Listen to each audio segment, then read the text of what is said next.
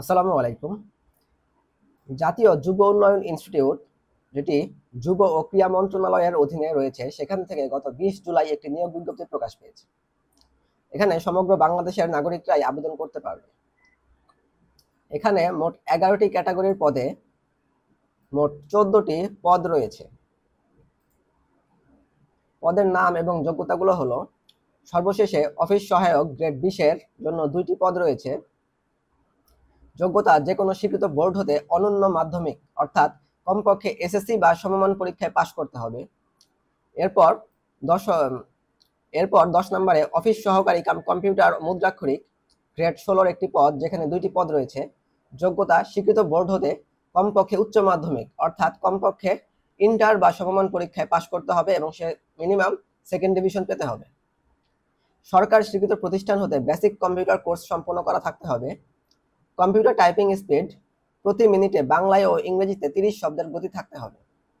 এরপর 9 নম্বরে হিসাবরক্ষক গ্রেড 14 একটি পদ, যেখানে একটি পদ রয়েছে।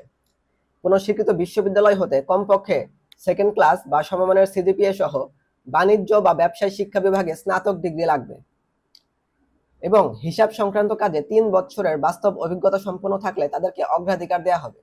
এরপর সহকারী লাইব্রেরিয়ান গ্রেড 14 একটি পদ রয়েছে। যে কোনো স্বীকৃত বিশ্ববিদ্যালয় হতে গ্রন্থাগার বিজ্ঞান বিষয়ে কমপক্ষে সেকেন্ড ক্লাস বা সমমানের সিজিপিএতে স্নাতক ডিগ্রি লাগবে। এরপর সহকারী হোস্টেল সুপারিনটেন্ডেন্ট গ্রেড 10 একটি চাকরি, যেখানে একটি পদ রয়েছে। কোনো স্বীকৃত প্রতিষ্ঠান হতে প্রথম শ্রেণী অর্থাৎ ফার্স্ট ক্লাস বা সমমানের সিজিপিএতে 4 বছর মেয়াদী স্নাতক ডিগ্রি লাগবে। এরপর উপসহকারী প্রকৌশলী গ্রেড 10 একটি চাকরি, একটি পদ রয়েছে। কোনো স্বীকৃত প্রতিষ্ঠান হতে প্রথম শ্রেণী বা সমমানের সিজিপিএতে পুরকৌশল বিষয়ে 4 বছর মেয়াদী ডিপ্লোমা ডিগ্রি লাগবে। এরপর ইনস্ট্রাক্টর অটোমোবাইলসের জন্য একটি পদ রয়েছে, গ্রেড হচ্ছে 10।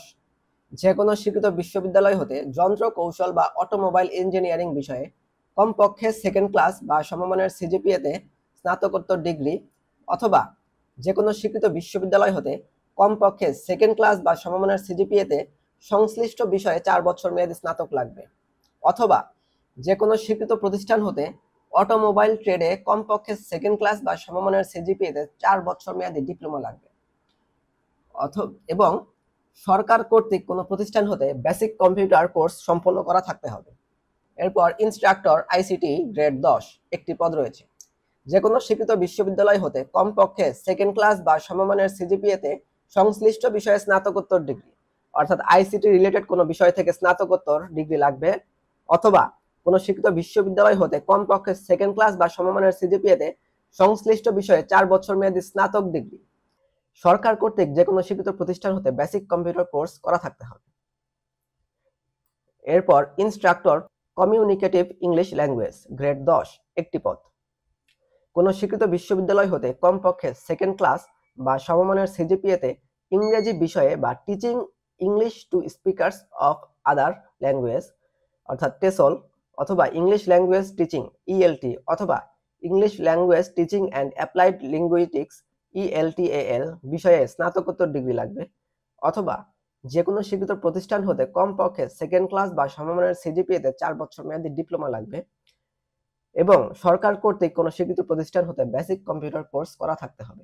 এরপর ইনস্ট্রাক্টর ফিশারিজ গ্রেড 10 একটি পদ।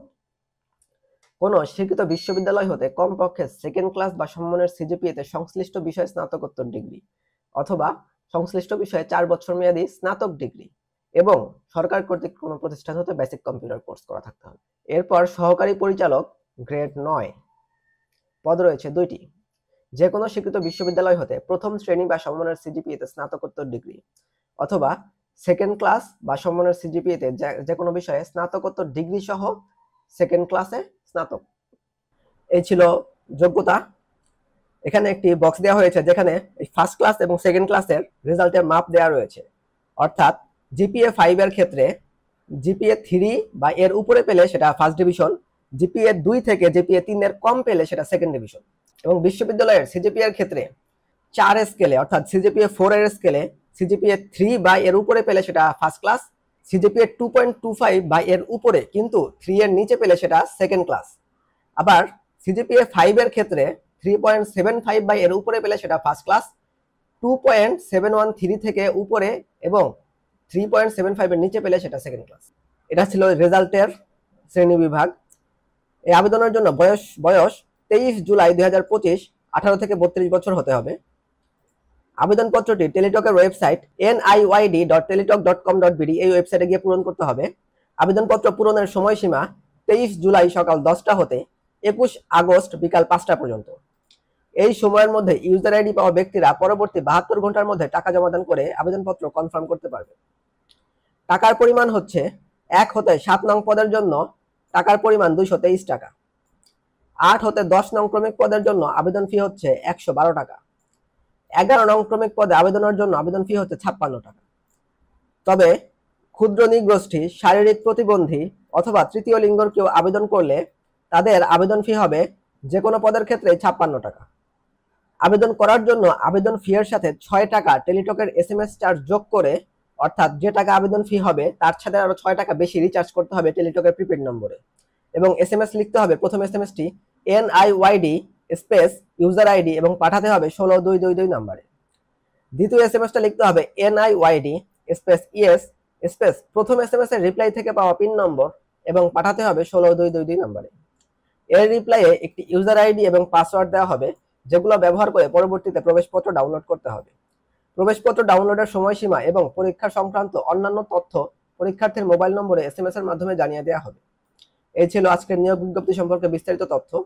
কারো কোনো প্রশ্ন থাকলে কমেন্টে জানাবেন। পরীক্ষার্থীদের জন্য শুভকামনা। ধন্যবাদ সবাইকে। আসসালামু আলাইকুম।